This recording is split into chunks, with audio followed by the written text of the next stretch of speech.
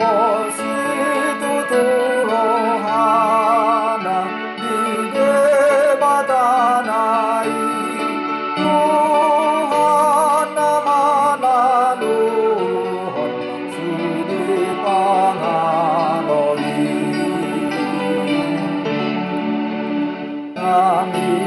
Namira-ira mogap dibain sitaw noni Marsinggang do ibana managam Tuhani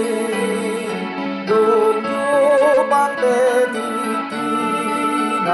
sumurut arsati Karapul marohana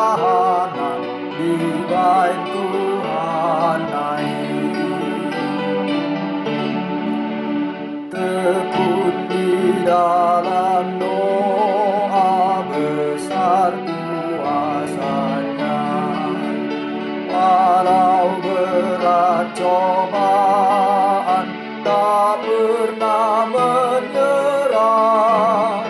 penuh kepercayaan kepada Tuhannya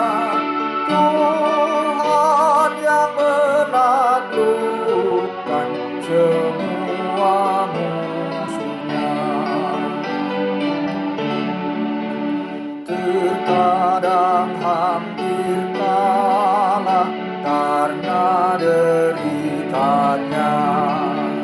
dia sujud pada Tuhan mohon bantuannya